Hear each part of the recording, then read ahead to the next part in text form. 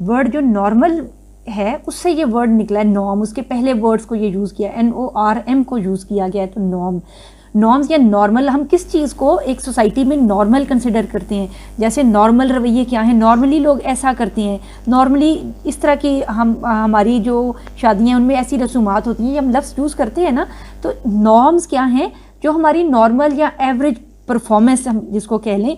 Psychology में ये abnormal psychology में भी वर्ड यूज़ होता है नॉर्म्स के, वो लोग जो नॉर्म से हट के काम करते हैं वो एबनॉर्मल हैं, और नॉर्मल है जो कि normal and abnormal psychology. Abnormal psychology भी ऐसी कहेंगे, ऐब का मतलब होता है विदाउट नॉर्म्स या विदाउट नॉर्मल जो है वो एबनॉर्मल है। तो वर्ड जो एबनॉर्मल है इंग्लिश का वो भी इसी में से निकला है। तो नॉर्मल एंड एबनॉर्मल ये वहाँ से ये वर्ड आता है।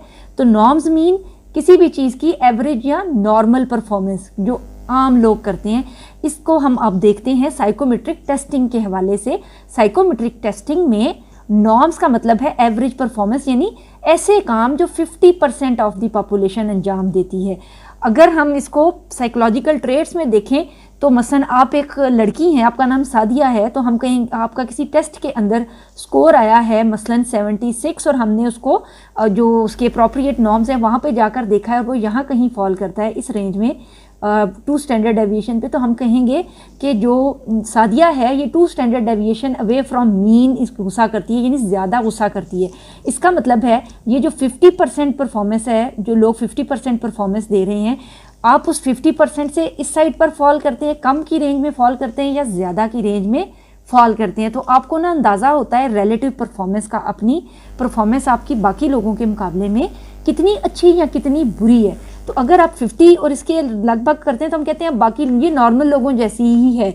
इवन इंटेलिजेंस टेस्टिंग में अगर आप अपनी एज और जेंडर के अप्रोप्रिएट आप स्कोर करते हैं तो हम बताएंगे कि साथ ये उतनी ज़हीन है कि जितनी BS के जो स्टूडेंट्स हैं बाकी इसकी उसी की रेंज में आ रहा है, 50% ऑफ द पॉपुलेशन की रेंज में ही आ रहा है, या उससे थोड़ा बहुत भी जो स्कोर आपका डेविएट कर रहा है कम या ज़्यादा है, तो आपको पता चल रहा है कि आप relative to other girls of your age and grade आप उनसे कितने आगे या कितने पीछे हैं। ये कॉन्सेप्ट कहलाता है नॉर्म्स, कि आप नॉर्मल रवैयों से या नॉर्मल जो बिहेवियर्स हैं, एटीट्यूड्स हैं, जो जितने साइकोलॉजिकल कंस्ट्रक्ट्स या कॉन्सेप्ट्स हैं, आप उनसे कितना कम स्कोर कर रहे हैं या कितना ज़्यादा स्कोर कर रहे हैं।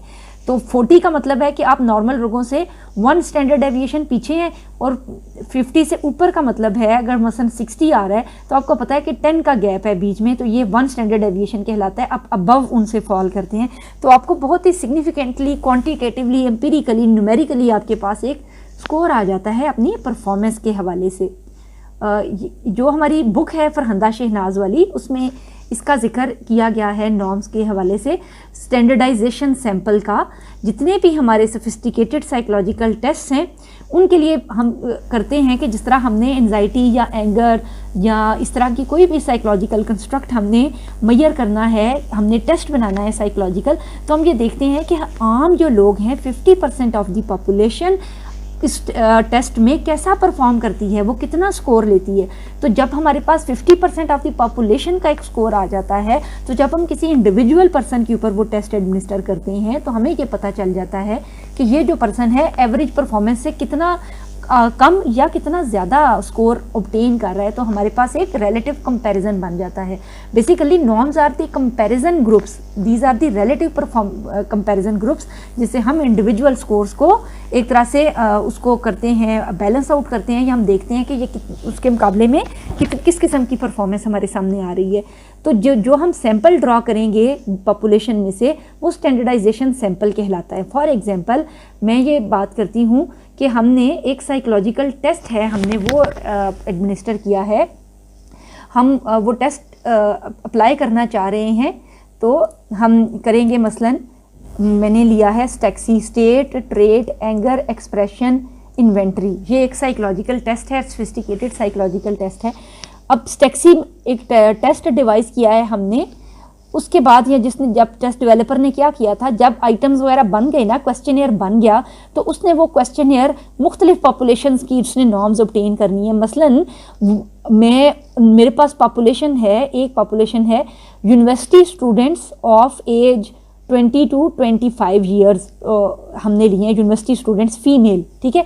इसी तरह से हम नॉर्म्स ले सकते हैं, यूनिवर्सिटी स्टूडेंट्स मेल, या हम ले सकते हैं साइकाइट्रिक पॉपुलेशन, या हम ले सकते हैं एज के हिसाब से 18 to 25, 25 to 35। तो इस तरह हम अपनी डिफरेंट पॉपुलेशन बना लेते हैं। मसलन मैं इसी पे ऊपर स्टिक रहती हूँ, मेरी जो पॉपुलेशन है जिसके ऊपर मैं अभी काम करना चाह रही हूँ और मैं नॉर्म्स फाइंड आउट करना चाह रही हूँ कि स्टैक्सी के अंदर एवरेज लड़कियाँ जो यूनिवर्सिटी स्टूडेंट्स हैं वो कैसा परफॉर्म करती हैं।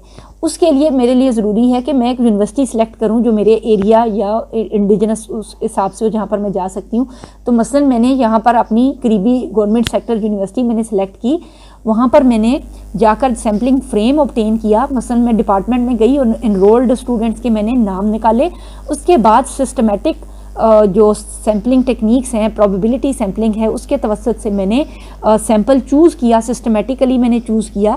और उसके बाद मैंने अपना क्वेश्चनेयर उन जिन स्टूडेंट्स को मैंने सेलेक्ट किया था उनके पास मैं लेकर गई, मैंने उनसे क्वेश्चनेयर फिल कराया और उसके बाद मैंने उनकी एवरेज निकाल ली कि एवरेज स्कोर कितना आया है स्टूडेंट्स का। वो जो एवरेज स्कोर आया है, मसलन हम ये कहते हैं कि जो एवरेज स्कोर आया था हमारे उस टेस्ट के अंदर, स्टैक्सी के अंदर, वो एवरेज बच्चों का 98 आया था, जो मेरा एग्रीगेट आया है एवरेज का। तो इस तरह मैं ये कहूँगी कि एवरेज जो परफॉर्मेंस आई है मेरे पास फीमेल की यूनिवर्सिटी स्टूडेंट्स की स्टैक्सी के अंदर, वो 98 आई है। अब मैंने ये नॉर्म्स बना ली ना, इसके बाद क्या होगा कि मैं स्टैक्सी को लेकर, इसी टेस्ट क्वेश्चनर को लेकर, मसलन आप आई हैं और आप मेजर करना चाह रही हैं अपना एंगर का स्केल, तो मैं कहूँगी अच्छा मैं सादिया के ऊपर एडमिनिस्टर करती हूँ। अब जो सादिया है, सादिया का इसके ऊपर स्कोर आया है, लाइक आप सादिया हैं और सादिया का स्कोर इसके ऊपर आया है 98।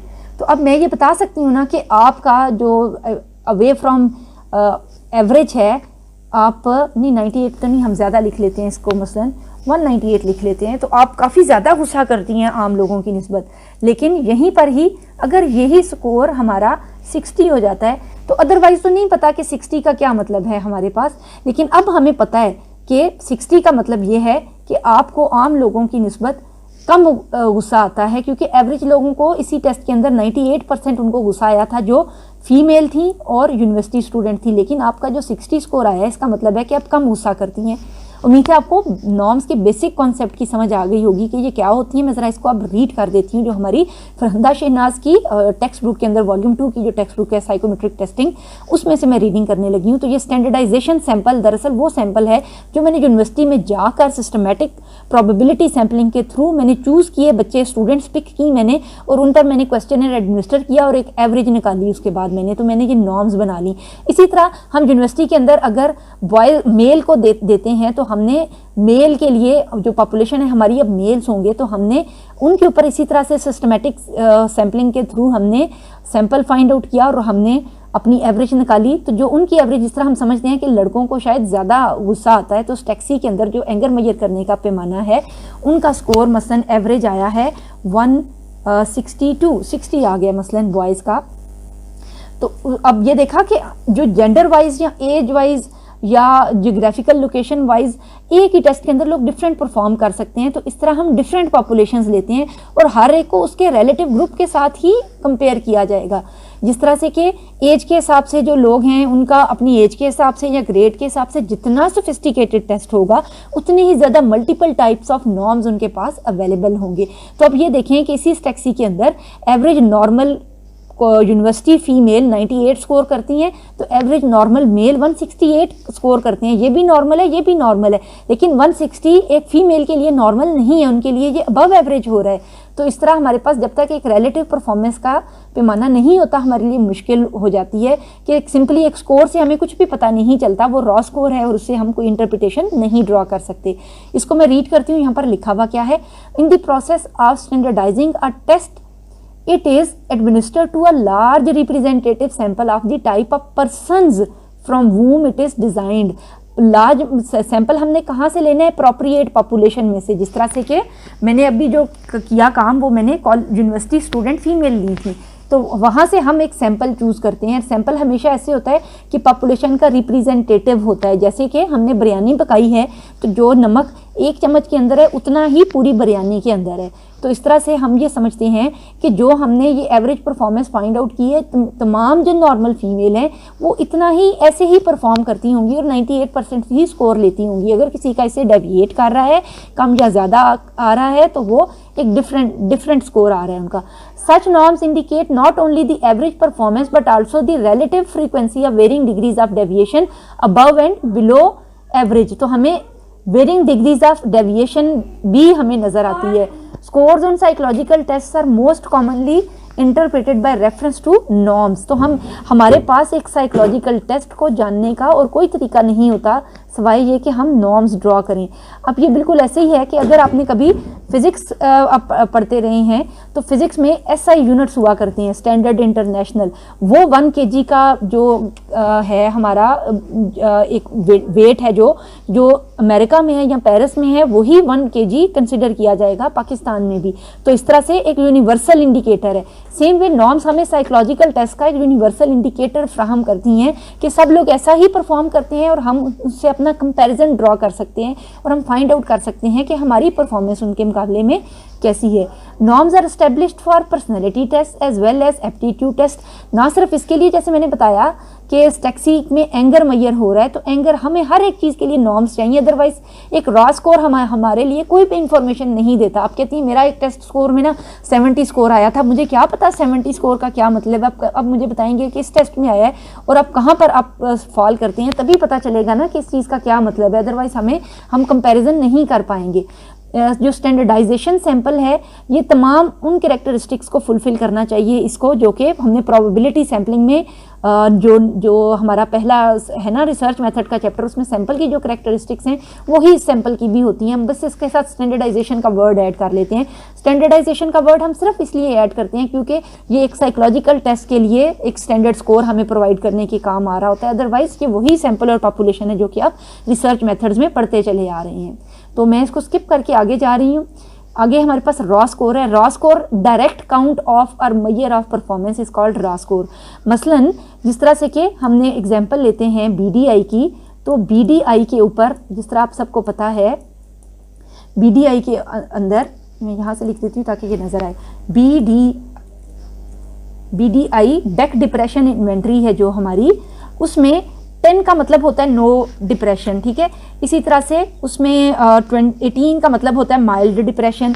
फिर आगे इसी तरह से जो मुख्तलिफ आ रहे हैं इंडिकेटर्स आ रहे हैं, तो हमें पता चलता है कि जो इसका मतलब क्या है। तो ये हमारे पास कहाँ से आए थे? दरअसल BDI जब टेस्ट बना उसके बाद एक सैंपल के ऊपर अप्लाई किया गया, उस सैंपल में हमें पता चला कि वो लोग जिनको डिप्रेशन नहीं था वो मैक्सिमम इसके अंदर 10 स्कोर ले रहे थे, 0 से लेकर 10 की रेंज में था, और उनको क्लिनिकल डिप्रेशन नहीं था। एक साइकाइट्रिस्ट ने जब देखा तो वो नो डिप्रेशन में आ रहे थे। तो हमने ये अंदाज़ा लगाया कि वो लोग जिनको डिप्रेशन नहीं होगा वो BDI के अंदर भी 10 मैक्सिमम 10 तक ही स्कोर करेंगे, इससे ज़्यादा नहीं करेंगे।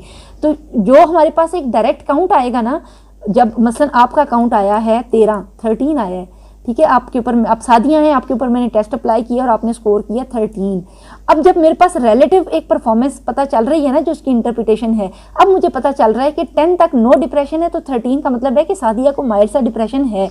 तो जो डायरेक्ट काउंट है जिसको हमने अभी कंपेयर नहीं किया, अभी हमने उसको किसी चीज़ के साथ कंपेयर नहीं किया, हमने सिर्फ स्कोरिंग की है अभी एक साइकोलॉजिकल टेस्ट की, वो रॉ स्कोर कहलाता है। रॉ का मतलब होता है खाम या कच्चा, अभी हमने उसको कंपेयर नहीं किया।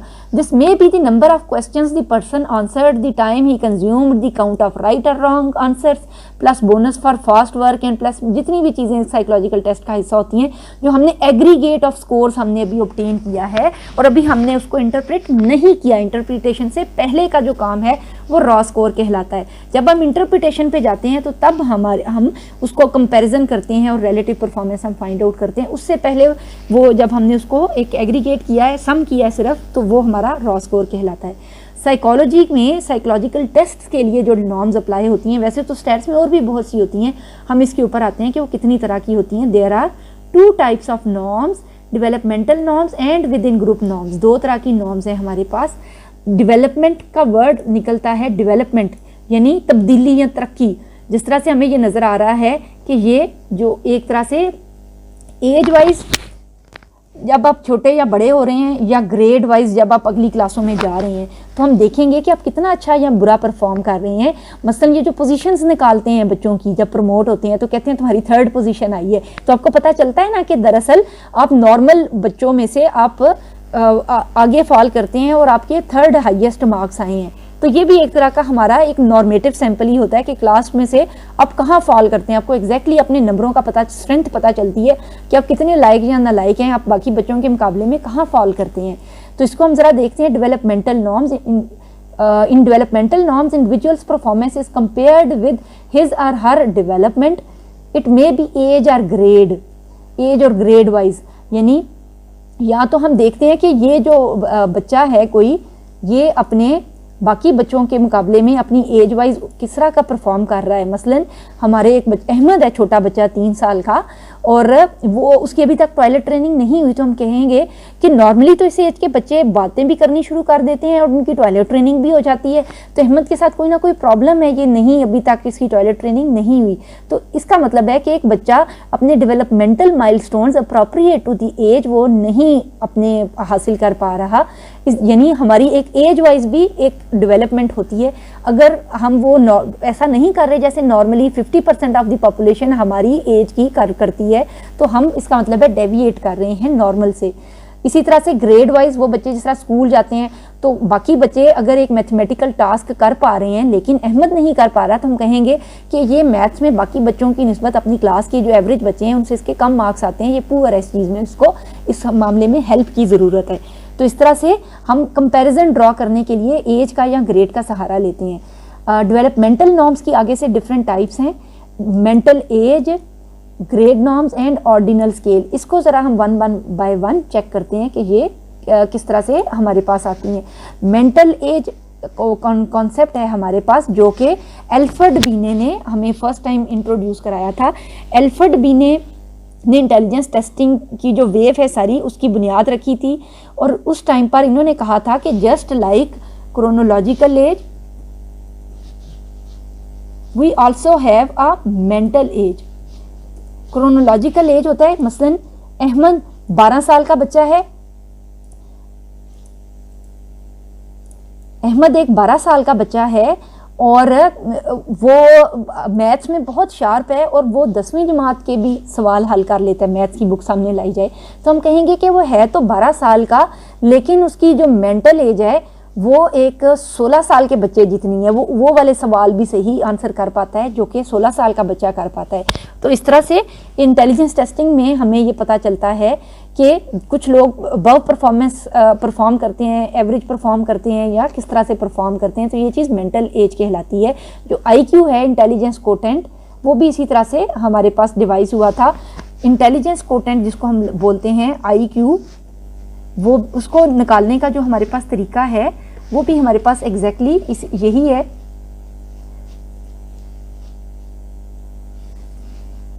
Intelligence quotient is equal to mental as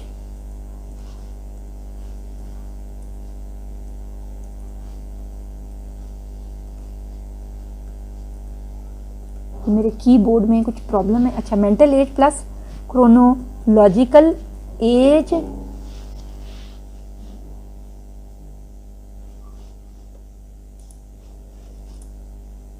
इसमें डिवीजन का साइन नहीं आ रहा, मल्टीप्लाई बाय 100। ये पूरा फार्मूला सही नहीं लिखने हुआ, इसको समझते हैं। IQ is equal to mental age divided by chronological age multiply by 100, ये होता है इसका फार्मूला निकालने का।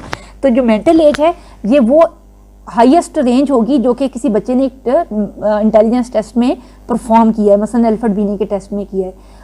एज के बजाय हमने अगर ग्रेड्स को कंसिडर किया है कि वो कौन से कैरिकुलम या एकेडमिक नॉलेज को कर सकता है, जैसे इसमें तो हमने कहा कि अहमद खुद तो 12 साल का है लेकिन वो मैथ्स के वो सवाल हल कर पाता है जो 50% ऑफ द टाइम 16 साल के बच्चे पर कर पाते हैं, तो उसका मेंटल लेवल 16 साल के बच्चे जितना है।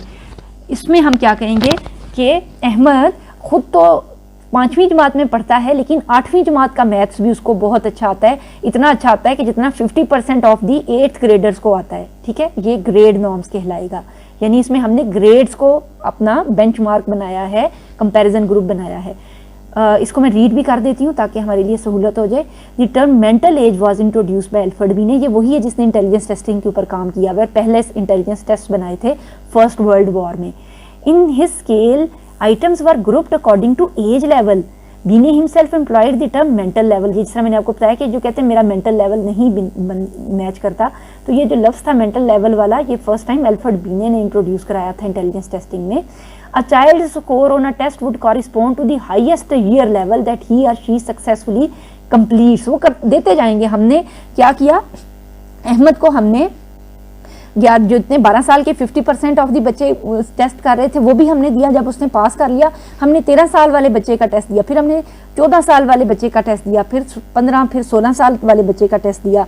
तो यहाँ तक कि वो 50% ऑफ द टाइम इतना परफॉर्म करता रहा जितने 50% ऑफ द बच्चे जो थे उस एज के, वो नॉर्मल बच्चे भी उतना परफॉर्म कर रहे हैं। यहाँ तक कि हमने 17 साल वाले बच्चे का मैथ्स उसको दिया, लेकिन अब वो 50% बच्चों जितना परफॉर्म नहीं कर पाया उनसे पीछे परफॉर्म कर पाया, यानी तकरीबन 30 उसका स्कोर आया है। अब उसका 50 स्कोर नहीं आया, तो अब हम वहाँ पर रुक जाएंगे उसी लेवल पर और हम कहेंगे 16 साल तक के बच्चे के ये 50% आंसर जिसने करेक्टली आइडेंटिफाई किए हैं और उसके बाद हम ये इसकी सीलिंग थी। तो इस तरह से usually child fails in some tests below their age level and passes some above, so it seems beneficial to compute the basal age, the highest age at and below which all tests were passed। यानी bezel as क्या कहलाएगी किसी बच्चे की, the highest as कहाँ तक, जिस तरह मैंने बताया अभी कि 16 साल तक के एज के जो बच्चे के टेस्ट थे वो अहमद कर पाया है। Below which all tests were passed, उससे नीचे के उसने सारे कर लिए थे, लेकिन 17 साल वाले जो टेस्ट थे उनमें उसका 30 स्कोर आया है, उसमें वो सारे टेस्ट नहीं कर पाया है। तो यहाँ से हमें पता चल जाता है। Partial credits were then added to basal age. Partial credits हम ऐड कर सकते हैं, जैसे 17 ईयर्स में उसने 30 अगर कर लिए हैं तो ये हम उसके एग्रीगेट में हम ये चीज़ शामिल कर लेते हैं, तो उतना ही एक्यूरेटली हमारे पास आंसर आ जाता है। इस तरह हम एक बच्चे की exact mental age find out कर सकते हैं। The child's mental age on the test was the sum of the basal age plus the additional months of credit earned at higher age levels, जो बाद के भी उसको हमने दिए।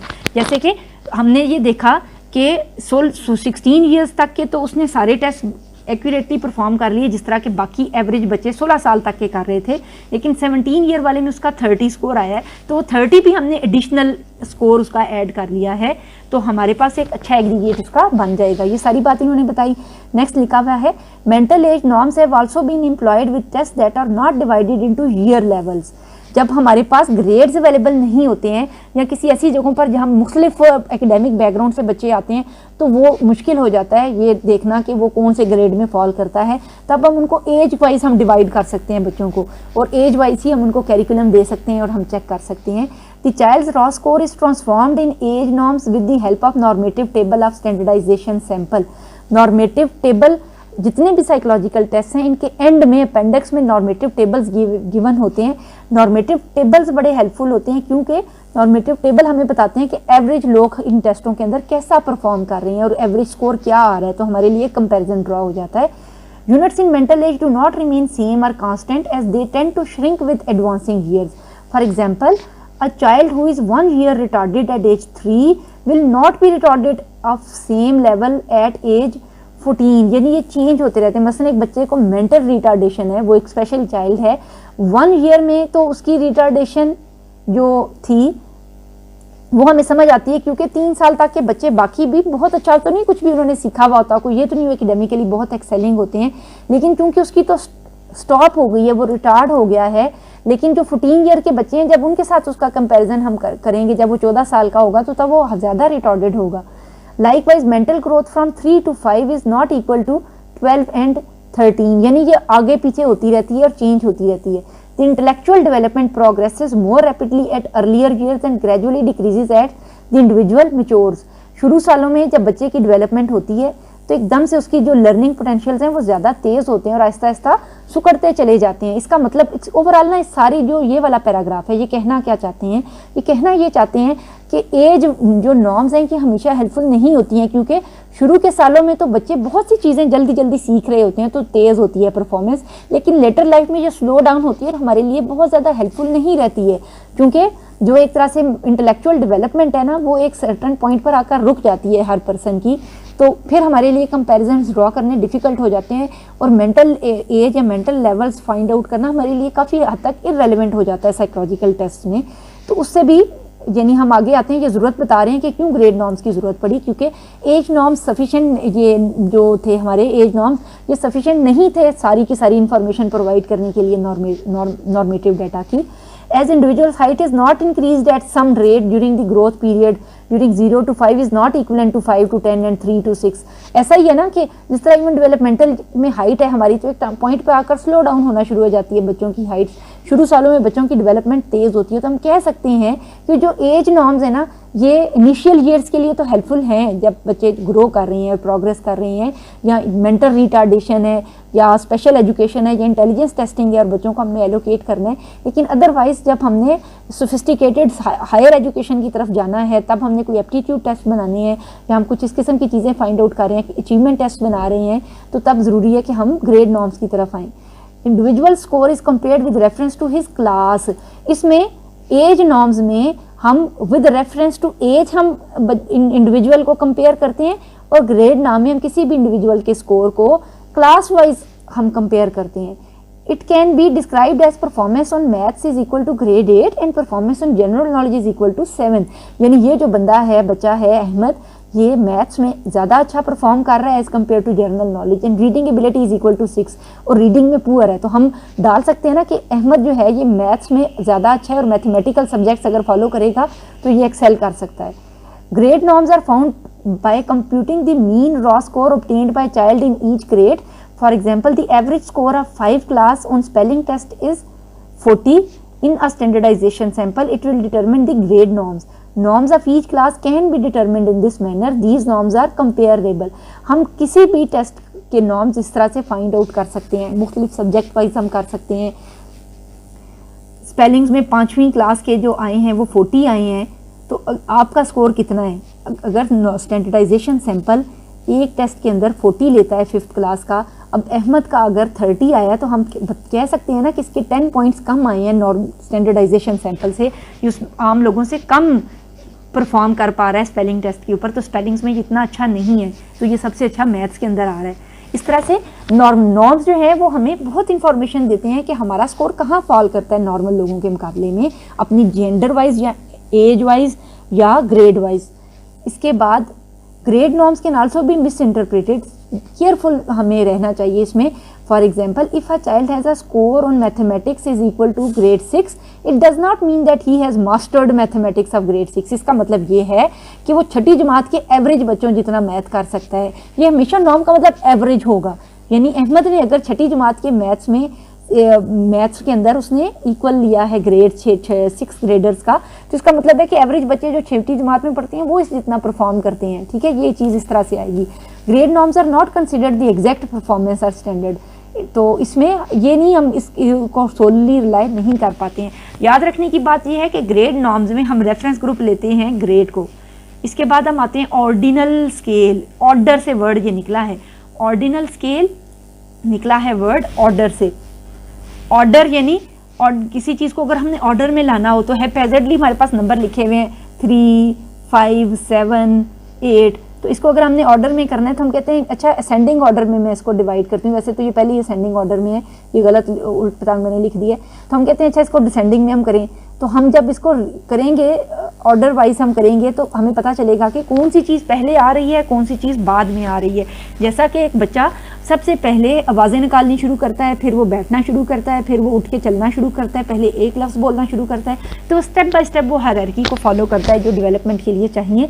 जब इस किस्म की कोई भी चीज़ होगी तो उसमें ऑर्डिनल स्केल यूज़ होगा। These kinds of developmental norms are divided in child psychology. Empirical observation of infants and toddlers behavior help to develop such norms. Usually हम बच्चों में ये चीज़ ज़्यादा करते हैं ऑर्डिनल स्केल्स, जिस तरह हमने उनकी डेवलपमेंट मेजर करती हैं तो हमारे लिए ऑर्डिनल स्केल बहुत हेल्पफुल साबित होता है। हम उसको कंपैरिजन ड्रॉ कर लेते हैं कि अपने एज के हिसाब से बच्चा बैठना, उठना, sensory, linguistic communication, concept formation उनकी किस तरह से जा रही है। जो स्केल बनाया था डेवलपमेंटल ये ऑर्डिनल नॉर्म्स के हवाले से, ऑर्डिनल स्केल वो इनका है गेजल का, और उसकी जो 7 लोग थे उनका था। इसने क्या किया था, They cited extensive evidence of uniformities of developmental sequence and an orderly progression of behavior change. Sequential patterning was likewise observed in walking, stair climbing, most of the sensory motor development of the first few years. ये सारा जो था ना scale, ये बच्चों की development के हवाले से था। जिस तरह मैं बता रही हूँ ना कि ये पता करना कि आम तौर पर जो बच्चे हैं वो किस एज के बैठना, उठना, चलना और मुख्तलिफ एक्टिविटीज़ शो करते हैं, तो हम कंपेयर कर सकते हैं एक बच्चे की परफॉर्मेंस कि उनकी मास्टरी किस तरह से उन चीज़ों के अंदर हो रही है। Ordinal scales are design to identify the stages reached by the child in the development of specific behaviour function. ठीक है, जो भी बिहेवियर फंक्शन है उनका, टॉयलेट ट्रेनिंग का, उसके अलावा स्कूल जाने का, वो कुछ भी करने का, वो किस बाकी बच्चों के मुकाबले में किस तरह से जा रहा है। तो ये ऑर्डिनल स्केल सिर्फ चाइल्ड साइकोलॉजी और डेवलपमेंटल साइकोलॉजी के अंदर यूज़ होते हैं, अदरवाइज हम इनको यूज़ नहीं करते हैं। मुख्तलिफ जो टाइप्स ऑफ नॉर्म्स है ना, ये मुख्तलिफ साइकोलॉजिकल टेस्ट में यूज़ होंगी, जैसे ऑर्डिनल स्केल्स और child psychology, developmental psychology. Grade norms, intelligence testing और अचीवमेंट टेस्ट, यानी ये जो स्कूल वगैरह वाले एडमिशन टेस्ट हैं, ग्री टेस्ट हैं, गैट टेस्ट है, एम कैट है, इन सब में ग्रेड नॉर्म्स यूज़ होती हैं। इसके बाद मेंटल एज या मेंटल नॉर्म्स जो हैं ये यूज़ होती हैं इंटेलिजेंस टेस्टिंग और एप्टीट्यूड टेस्टिंग में। कंपैरेटिवली बहुत ही लिमिटेड हैं हमारे लिए। हम जो साइकोलॉजिस्ट हैं वो सबसे ज़्यादा यूज़ करते हैं विद इन ग्रुप नॉर्म्स, और हमारे मोस्ट जो टेस्ट हैं जो साइकोलॉजिकल कंस्ट्रक्ट्स को मेजर करते हैं, anger, depression, anxiety, personality, frustration, stress, इस किस्म के जो साइकोलॉजिकल टेस्ट हैं ये सारे के सारे रिलाई करते हैं विद इन ग्रुप नॉर्म्स को। विद इन का मतलब होता है इनसाइड, यानी औरतों का औरतों के साथ कंपैरिजन, मर्दों का मर्दों के साथ कंपैरिजन, बच्चों का बच्चों के साथ कंपैरिजन, साइकाइट्रिक पॉपुलेशन का साइकाइट्रिक पॉपुलेशन के साथ कंपैरिजन, यूनिवर्सिटी स्टूडेंट्स का यूनिवर्सिटी स्टूडेंट्स के साथ कंपैरिजन, यूनिवर्सिटी फीमेल स्टूडेंट्स का यूनिवर्सिटी फीमेल स्टूडेंट्स के साथ कंपैरिजन, यूनिवर्सिटी मेल स्टूडेंट्स का यूनिवर्सिटी मेल ग्रुप्स के साथ कंपैरिजन। ये सब का सब विद इन ग्रुप नॉर्म्स कहलाएगा। The norms which are comparable in a particular group, ये पर्टिकुलर ग्रुप कौन सा है, जैसे कि फीमेल यूनिवर्सिटी स्टूडेंट जो आप हैं, जो सादिया है जैसे, are called within group norms. Individual performance is then compared with his or her own group. अब जब हमें पता है कि एक साइकोलॉजिकल टेस्ट में एवरेज जो यूनिवर्सिटी स्टूडेंट्स हैं उनका 70 आया है लेकिन सादिया का 40 आया, तो इसका मतलब है कि सादिया आम लोगों के मुकाबले में इस टेस्ट के अंदर कम उसका स्कोर आया है और उसको मसलन कम स्ट्रेस होती है। ये बात हमें अगर हम स्ट्रेस के हवाले से अगर कह लें तो वो हमने कंपैरिजन ड्रॉ कर लिया है उसके अपने एज ग्रुप में, जो जेंडर वाइज, ग्रेड वाइज, किसी भी टर्म्स में, किसी भी कंडीशन में हम खुद से ड्रॉ कर लेते हैं। तो ये ज़्यादा प्रैक्टिकल हैं आजकल के मॉडर्न टेस्टों में। साइकोलॉजिकल टेस्ट में सिर्फ with in group norms he mainly use होती हैं, जैसे मैं बता रही हूँ। विद इन ग्रुप नॉर्म्स में हमारे पास बहुत सारी एक नेक्स्ट हैं तरीक़ाकार हैं, उनमें से कुछ यहाँ पर बुक में हमारी गिवन है, हम ज़रा इन्हीं को ही चेक करते हैं। ये 5 इन्होंने लिखे हुए। सबसे पहले तो है measure of central tendency. Measure of central tendency अपने स्टैट्स में डिटेल से पढ़ा हुआ है। इसके अंदर मीन, मीडियन, मॉड, ये सारी की सारी आ जाती हैं। मीन तो हम जिस तरह से कि एक एवरेज निकाल लेते हैं, ओवरऑल परसेंटेज निकाल लेते हैं। मीडियन का मतलब होता है to divide the data into 2 equal parts, ठीक है। और मॉड में मोस्ट फ्रीक्वेंटली अकरिंग, जिस तरह से कि जो चीज़ सबसे ज़्यादा कॉमन है डे लाइफ प्रैक्टिस में है तो वो मॉड कहलाएगी। ये आप मेजर ऑफ सेंट्रल टेंडेंसी का अगर आप स्टैट्स पढ़ते हैं तो ये आप चैप्टर वहाँ पर डिटेल से पढ़ेंगे तो आपको ये चीज़ फाइंड आउट कर सकते हैं। अच्छा, ये भी मैं साथ साथ बताती जाऊँ ना, साइकोलॉजिकल टेस्ट में ना mean, median, mode age norms नहीं यूज़ होते। ऑलमोस्ट हम इसको बहुत ही कम यूज़ करते हैं, करते भी हैं तो हम ना इसको बेसिक लेते हैं और आगे हमने सोफिस्टिकेटेड टेस्ट लगाने होते हैं तो तब हमने मीन निकालना होता है पहले, सबसे पहले ना, ये हमें तब चाहिए होता है। इसी तरह मीडियन में भी वेरिएशंस आ गई हुई हैं तो हम इनको मुख्तलिफ तरीक़ों से यूज़ करते हैं, जो मैं आगे आपको बताने लगी हूँ, और इसका लिंक है परसेंटाइल के साथ, ठीक है। ये आप याद रखना। इसी तरह मीन का लिंक है स्टैंडर्ड डेविएशन के साथ। और मॉड हम सिर्फ यूज़ करते हैं क्वालिटेटिव डाटा के लिए, जहाँ पर हमने डिस्क्रिप्टिवली एक्सप्लेन करना है। क्वांटिटेटिव में हम इसे बिल्कुल यूज़ नहीं करते हैं। ये दोनों हमें इस्तेमाल होती हैं इन दोनों चीज़ों के अंदर। और स्टैंडर्ड डेविएशन से स्टैंडर्ड स्कोर निकालते हैं हम, ठीक है। मीडियन से डिसाइल और परसेंटाइल बनते हैं। तो बेसिकली मीन और मीडियन आगे इन तीनों चारों की माँ है, आगे से ये मदर है, mother of all these techniques. ये 2 बेसिक चीज़ें हैं हमारे पास, ठीक है। अब हम ज़रा इसको देखते हैं 1 बाय 1। मैं आपको सारा ये एक्सप्लेन करती हूँ। यहाँ पर मैं लिखती हूँ पहले। मीन का मतलब तो होता है ना एवरेज, जिस तरह से कि हमारे पास ना 3 डाटा हैं, इसको हम एक्स से रिप्रेजेंट करते हैं। इक्वल का साइन मेरे कीबोर्ड में अल्लाह जाने कहाँ से टाइप होता है, मुझे नज़र नहीं आ रहा और मैं ये इसीलिए बार बार गलत लिख रही हूँ। नहीं है, ये भी नहीं है, ये भी नहीं है, ये मैं कहीं ढूंढूंगी। पर ये मैंने इक्वल का साइन कॉमा में कन्वर्ट कर देती हूँ, नहीं मुझसे लिख नहीं हो रहा। मसलन हमने मीन निकालना है 1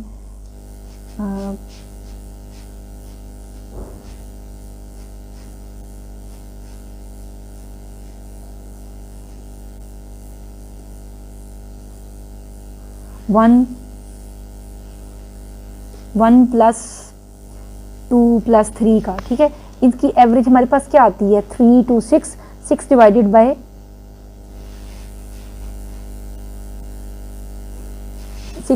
2 इज इक्वल टू 3। तो एवरेज हमारे पास आया है नंबर 3, ठीक है। एवरेज नंबर हमारे पास मसलन आया है 3 हमारी एवरेज है। तो यहाँ से हमने बाकी जो स्टैटिस्टिकल फार्मूलाज लगाने हैं और हम स्टैंडर्ड डेविएशन निकालते हैं फार्मूला अप्लाई करके।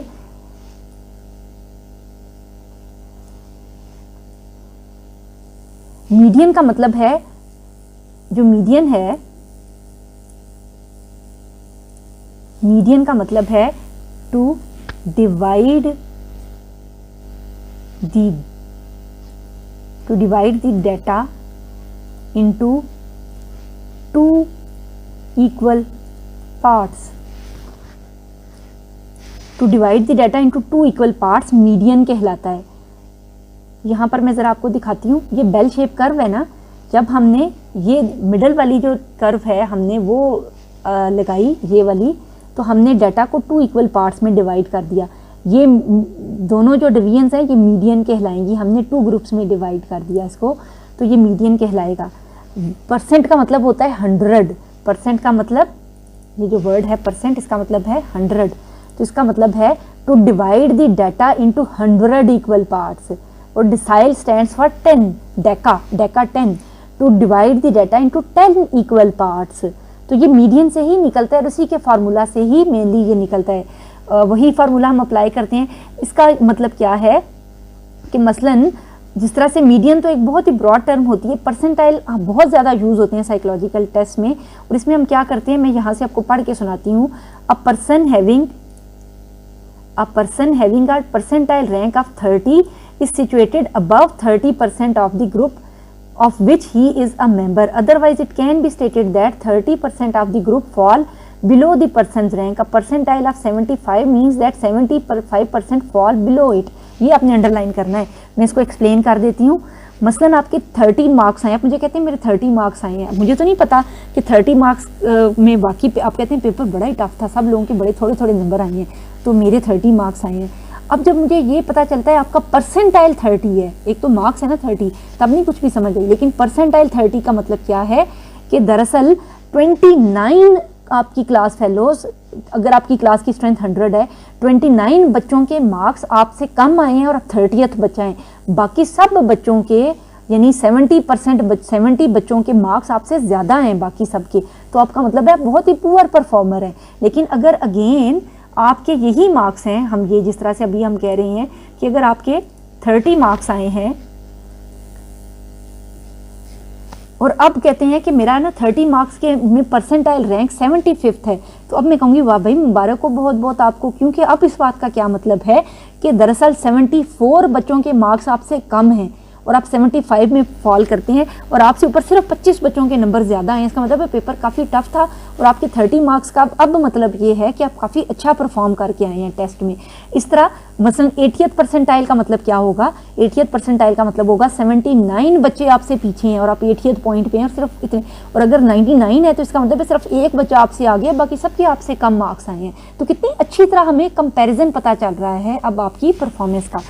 सीधा हम आगे आते हैं, सिर्फ ये इतना ही याद करना और लिखना आपके लिए सफिशिएंट है। आगे हम आते हैं डिसाइल। जिस तरह मैंने आगे बताया कि डेका से वर्ड ये निकला है, उसका मतलब 10 है कि to divide the data into 10 equal parts. तो अब हम इसी नॉर्मल कर्व को, इसी बेल शेप को 10 पार्ट्स में डिवाइड कर लेते हैं। जैसे यहाँ पर आएगा 10, 20, 30, 40, 50, 60, 70, 80, 90 और यहाँ पर ये 100 है। तो अब इस बाकी इंटरप्रिटेशन जो है, इन टर्म्स ऑफ इंटरप्रिटेशन बाकी बात बिल्कुल सेम है। मैं यहाँ से दोबारा रीड कर देती हूँ जैसे ऊपर मैंने किया। An individual who has a decile rank of 10 is located at the highest 10% of the group. One whose decile rank is 1 is at the lowest 10% of the group. तो हमने 10 इक्वल पार्ट्स में अब डिवाइड किया हुआ है, 100 equal parts में नहीं किया हुआ। अब 10 का मतलब ये है कि आप हाई परफॉर्मर हैं और 1 का मतलब है कि आप लोअर परफॉर्मर हैं। इस तरह से ये जो मीडियन है ये हमें डायरेक्ट काउंट देता है परसेंटाइल और डिसाइल्स का। नेक्स्ट हम आते हैं स्टैंडर्ड स्कोर्स। ये भी हमारे जितने साइकोलॉजिकल टेस्ट हैं वहाँ पर ये चीज़ बहुत ज़्यादा यूज़ होती है। और स्टैंडर्ड स्कोर्स को यूजुअली हम कैपिटल टी से हम डोनेट करते हैं। टी स्कोर्स कहा जाता है और टी स्कोर्स बहुत अच्छी हमें एक रिलेटिव परफॉर्मेंस हमें बनाकर देते हैं। टी स्कोर्स भी कहाँ से आते हैं, हम सबसे पहले फाइंड आउट करते हैं। जैसा मैं आपको यहाँ से थोड़ा सा दिखाती हूँ, ये बेल शेप है नॉर्मल। यहाँ पर ये नॉर्मल जो लोगों की जो है ना परफॉर्मेंस वो यहाँ फॉल करती है और इस तरह से ये बतदरीज कम होती चली जाती है। यहाँ पर जो लोग हैं ये बिल्कुल नॉर्मल नहीं है। ये यहाँ तो मतलब मसलन इंटेलिजेंस टेस्ट हैं, अगर आप यहाँ फॉल करते हैं तो या तो आप मेंटली गिफ्टेड हैं या मेंटली रिटॉर्डेड है। यानी यहाँ पर अगर हम प्लस से माइनस में जाते हैं ना तो 0 to 100 से, तो इसका मतलब है जो यहाँ पर है वो मेंटली रिटॉर्डेड है और यहाँ पर जो है वो मेंटली गिफ्टेड चाइल्ड होगा। और एवरेज लोग यहाँ पर और यहाँ पर इन दोनों रेंजेस में 1 स्टैंडर्ड डेविएशन के लगभग इधर इधर फॉल करते होंगे कहीं इन रेंजेस में। तो इस तरह से हमें बहुत सी इंफॉर्मेशन देखने में मिलती है। अच्छा, यहाँ पर मैं ज़रा आती हूँ कि आपको ये जो परसेंटाइल है ना ये ज़रा अच्छी तरह से आपको समझ आ जाए नॉर्म्स के बारे से कि परसेंटाइल टेल्स दी स्कोर्स। ये जो बुक मैंने चेंज की है ये तो फरहंदा शेहनाज की बुक है और ये हमारी जो बुक्स हैं रेफरेंस बुक्स हैं रिसर्च मेथड की, वहाँ से मैंने ये खोला है। तो ये थोड़ी एक्सप्लेनेशन के लिए वही बात इधर भी लिखी हुई है। 1 परसेंटाइल जो already learned is the median, जो 50th परसेंटाइल है। मीडियन को 50th परसेंटाइल भी कहा जाता है। Sometimes the 25th and 75th percentile और the 10th and 90th percentile are used to describe a distribution. यानी इसी चीज़ को ही हम करें तो ये आगे पीछे ना जितने नॉर्म्स हैं ना ये वन वे और अदर सिर्फ फार्मूलाज का आगे पीछे होना है। जैसे इवन मैंने आपको बताया हमारी बुक के अंदर भी ये जो गिवन है ये ऑलमोस्ट यही बात है कि डाटा एक ही है। 50 अगर हम डाटा को 2 इक्वल पार्ट्स में कर रहे हैं तो मीडियन है, 100 इक्वल पार्ट्स में कर रहे हैं तो परसेंटाइल है, 10 इक्वल पार्ट्स में कर रहे हैं तो वो डिसाइल्स है। तो ये अदरवाइज उनका मतलब एक ही होता है, वो कुछ बहुत ज़्यादा हमें डिफ्रेंसिएशन नहीं करके दे रहे होते हैं।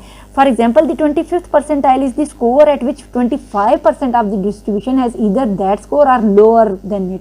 यानी 25 का मतलब ये है कि बाकी जो लोग हैं उनके लोअर स्कोर्स हैं आपसे। और इसी बात को अगर हम करें सेम लॉजिक मीडियन पे अप्लाई होती है। I have 100 people and want to find 25th percentile rank, I rank the scores and count them up until I reach 25th number, तो वो मेरा 25th परसेंटाइल होगा। Standard deviation, standard deviation mean का formula होता है, उसमें से हम x माइनस एक्स बार ओवर जो उसका सिग्मा की वैल्यू है हम निकालते हैं, सिग्मा से डोनेट करते हैं इसको ओवर n और उसका अंडर स्कोर लेते हैं हम। एक स्टैटिस्टिकल फार्मूला होता है, मैं आगे आपको दिखाती हूँ, मेरे पास इस बुक के अंदर गिवन है। तो वो स्टैंडर्ड डेविएशन होता है। हम थोड़ा सा अपने आप को आसान करने के लिए ना हम यहाँ पर 0 ले लेते हैं स्टैंडर्ड डेविएशन में, इस तरफ हम ना -1 -2 -3 और यहाँ पर +1 +2 +3 ऐड कर लेते हैं। तो इस तरह से हमें समझना आसान होता है। मसलन -1 का मतलब है -1 स्टैंडर्ड डेविएशन कि आप पीछे हैं 1 स्टैंडर्ड डेविएशन फ्रॉम मीन बाकी लोगों से। तो इस तरह हमारे लिए वो भी एक रिलेटिव परफॉर्मेंस अब फाइंड आउट हमारे लिए हो जाती है। यहाँ पर इसकी ना अच्छी सोफिस्टिकेटेड डेफिनेशन अलग से लिखी हुई है, ये मैं चाह रही थी कि आप लोग अगर ऐड करना चाहें तो आप ये कर सकते हैं। Percentile a measure of dispersion for one variable that indicates the percent of cases at or below a score और अ पॉइंट। इसी तरह standard deviation a mean measure of dispersion for one variable that indicates an average distance between scores and the mean. ये याद करने के लिए ज़रूरी। इसी तरह जी स्कोर का मैंने भी आपको ये पढ़ाना है, ये कंप्यूट हुए हुए हैं, जो अगर आप समझना चाहें ना कि ये निकलते कैसे हैं। ये स्कोर्स थे जो रॉ स्कोर्स थे, ठीक है, और ये हमने मीन निकाल लिया है। उसके बाद हमने माइनस को ख़त्म करने के लिए, ये अपने स्टैट्स में पढ़ा हुआ होगा या पढ़ेंगे, इसको आप ज़रूर पढ़ेंगे, तो हमने इसको स्क्वायर कर लिया है। स्क्वायर कर लिया, ये मीन निकाला है, सम ऑफ स्क्वायर्स निकाला है, वेरिएंस निकाला। स्टैंडर्ड डेविएशन वेरिएंस का अंडर रूट होता है, तो मीन से ही हमने स्टैंडर्ड डेविएशन निकालना होता है। इस तरह से हमारे पास ये मीन और स्टैंडर्ड डेविएशन आ जाता है। ये मेरे पास स्टैंडर्ड डेविएशन आ गया, ये मीन आ गया। तो इस तरह से स्टैंडर्ड डेविएशन का ये फार्मूला होता है जो मीन से निकलता है। तो मीन हम पहले निकालते हैं और स्टैंडर्ड डेविएशन हम फाइंड आउट कर लेते हैं, जो कि मैंने जैसे बताया कि ये दरअसल बताता है, ये तो मीन होता है ना जो एवरेज परफॉर्मेंस होती है। स्टैंडर्ड डेविएशन में हम इसको 0 मान लेते हैं मिडल को, इस तरफ हम -1 -2 -3 और इस तरफ +1 +2 +3 इस तरह हम लिख लेते हैं इनको। तो हमें अपनी रिलेटिव परफॉर्मेंस पता चल जाती है कि वो कितनी है। अब ये देखिए ना कि जो 3 आया है इसका, ये वाला ये 3 आया है, तो ये समझो एवरेज से यहाँ फॉल कर रहा है, तो ये काफ़ी आगे है। जिस तरह अगर आप इंटेलिजेंस टेस्ट करते हैं तो हम कहेंगे ये तो भाई गिफ्टेड है, ये यहाँ फॉल कर रहा है डाटा के, तो ये बहुत ही गिफ्टेड है। इस तरह से ये हमें काफ़ी हेल्पफुल साबित होता है। आगे मैंने ये निकाले हुए हैं, ये इसका जी स्कोर का भी, ये हम पहले इसको पढ़ लेते हैं ताकि मैं थोड़ा सा आगे आती हूँ। अब इसके ये मैंने इसलिए निकाले हैं ताकि इसमें पूरी चीज़ें नहीं थी गिवन, तो मैं वहाँ से इसको करके दे रही हूँ। स्टैंडर्ड स्कोर्स में जी स्कोर, अच्छा देखा मैंने बताया ना कि मीन और स्टैंडर्ड डेविएशन है ना, जो मीन और स्टैंडर्ड डेविएशन हमारे किसी भी फार्मूला की ना एक बेसिक इंग्रेडिएंट होते हैं। हम पहले जो रॉ स्कोर है ना, ये रॉ स्कोर है, उसमें हम पहले मीन हमारे लिए निकालना ज़रूरी होता है। ये हमने मीन निकाल लिया और उसी से मीन के ही फार्मूला को यूज़ करते हुए हम स्टैंडर्ड डेविएशन निकालते हैं।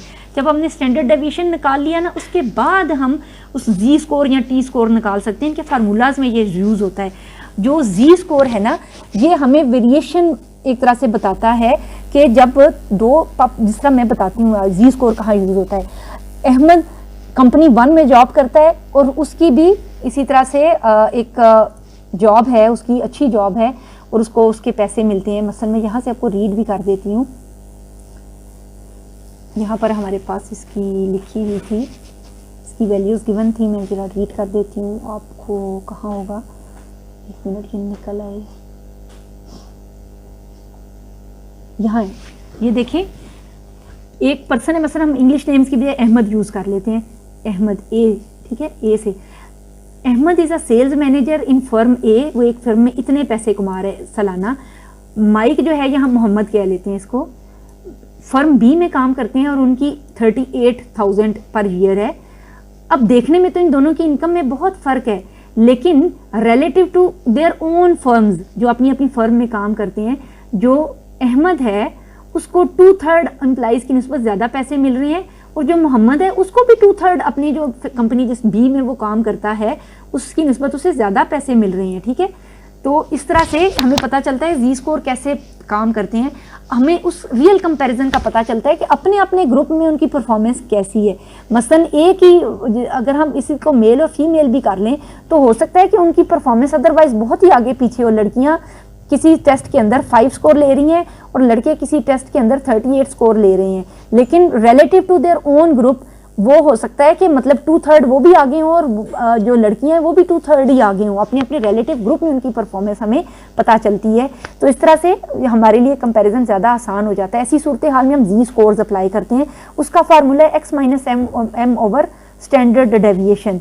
x इंडिविजुअल का स्कोर है, रॉ स्कोर, m मीन है और ये SD स्टैंडर्ड डेविएशन। अब समझ आइए कि मीन और स्टैंडर्ड डेविएशन निकालना हमारे लिए बड़ा ज़रूरी होता है, क्योंकि सारे जो टेस्ट हैं, नॉर्म्स हैं हमारे, वो इसके ऊपर डिपेंड कर रहे होते हैं। जी स्कोर्स के बाद जो टी स्कोर्स हैं, a variation of Z standard score is known as T score. जब हमारे पास ऊपर एक ऑलरेडी जी स्कोर्स अवेलेबल हैं, बाकी बात दोनों की सेम है जी स्कोर और टी स्कोर्स की, कि दोनों अपने अपने रेफरेंस ग्रुप्स के मुताबिक हमें एक लाइन बताते हैं।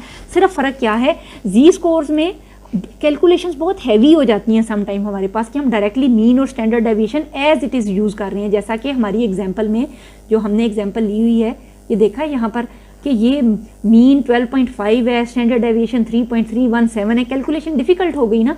हम इसका हल ये निकाला है कि हम ना मीन और स्टैंडर्ड डेविएशन जो भी आए हम उसको सेट कर लेते हैं कि वो 50% है। मीन का मतलब भी यही है ना कि अदरवाइज एवरेज परफॉर्मेंस हम 50 करार दे लेते हैं और स्टैंडर्ड डेविएशन भी हम उसको समझ लेते हैं। जैसे कि इधर मैं रीड कर देती हूँ, उसमें क्या लिखा हुआ है, the mean is set at 50, whereas in terms of standard score the value of mean is 0. To obtain a t score, the standard score is multiplied by 10 and then divided or subtracted from the mean t score of 50. इसमें हम दरअसल mean को 50 करार दे लेते हैं, हम fix कर लेते हैं, हमारी कैलकुलेशन आसान हो जाती है। सवाए कैलकुलेशन आसान करने के बाकी टी स्कोर्स का ये नहीं है कि कोई उनकी इंटरप्रिटेशन फ़र्क है। इंटरप्रिटेशन हम मीन लें, मीडियन लें, हम परसेंटाइल रैंक्स लें, हम जी स्कोर लें, टी स्कोर लें, अदरवाइज वो एक ही तरह से हमें कंपैरिजन ड्रॉ करके देते हैं। बस हमारी जो कंप्यूटेशन है और कंपैरिजन ग्रुप है या नॉर्म्स है वो ज़्यादा सोफिस्टिकेटेड हो जाती हैं हमारे लिए। उसके बाद बाद जो लास्ट में उसको इन्होंने डेविएशन IQ नाम दिया, ये भी हम कम यूज़ करते हैं। हमारे साइकोलॉजिकल टेस्ट में परसेंटाइल्स गिवन होते हैं और T स्कोर्स गिवन होते हैं, ये सबसे आसान होते हैं, इनकी कंप्यूटेशन आसान होती है। बाकी Z स्कोर्स भी कई अच्छे सोफिस्टिकेटेड टेस्ट में गिवन होते हैं, अदरवाइज वो हमें इतने ज़्यादा नहीं चाहिए होते हैं। विद इन ग्रुप नॉर्म्स हम सबसे ज़्यादा साइकोलॉजी में यूज़ करते हैं। Deviation IQ is used with some test, this index is an adaptation of the standard score technique, है वही चीज़ ही है। बेसिकली ये आखिरी लाइन बहुत इंपॉर्टेंट है जो आपका सारा खत्म कर देती है कि सारे हैं एक ही चीज़, परसेंटाइल हो, स्टैंडर्ड डेविएशन हो, स्टैंडर्ड स्कोर्स हो, इंटेलिजेंस कोटेंट्स हो, और ऑल इंटीमेटली रिलेटेड। इंटीमेटली के रिजल्ट एक ही है, यानी ये नहीं हो सकता कि अगर एक टेस्ट के अंदर आपका ये पता चल रहा है कि आप इस रेंज में फॉल कर रहे हैं, आप हाई स्कोरर हैं, मसलन अगर हम परसेंटाइल में डाटा को डिवाइड करते हैं तो ये आता है मतलब आपका 99th परसेंटाइल बनता है ये, ठीक है, रैंक में। अगर हम डिसाइल का करते हैं तो ये 10th डिसाइल फॉल करता है, ठीक है। अगर हम स्टैंडर्ड डेविएशन निकाल रहे हैं तो ये 3rd आ रहा है। तो हर सूरत में आप हाई स्कोरर ही हैं ना, आप हाई अचीवर ही हैं। तो वन वे और अदर वो बात एक ही बनती है, सिर्फ हमारी अंडरस्टैंडिंग के लिए हमने मुख्तलिफ तरीके निकाल लिए हैं। Otherwise it represents and it is psychologically, educationally and vocationally, इनका जो हमारा जो है सिग्निफिकेंस है वो इक्वल है। उम्मीद है आपको नॉर्म्स बड़ी अच्छी तरह समझ में आ गए होंगे, और मैंने बड़ी डिटेल से इसीलिए मुख्तलिफ बुक्स के रेफरेंस से ये फरहंदा शहनाज का जो कंटेंट है बुक में गिवन है उसको एक्सप्लेन किया है। स्टिल अगर आपको कोई इसमें इब्हाम पाया जाता हो तो मुझे कमेंट सेक्शन में ज़रूर बताइएगा। मिलते हैं अगले क्लिप में, अपना ख्याल रखिएगा, मेरे चैनल को लाइक और सब्सक्राइब कीजिएगा। अल्लाह हाफिज़।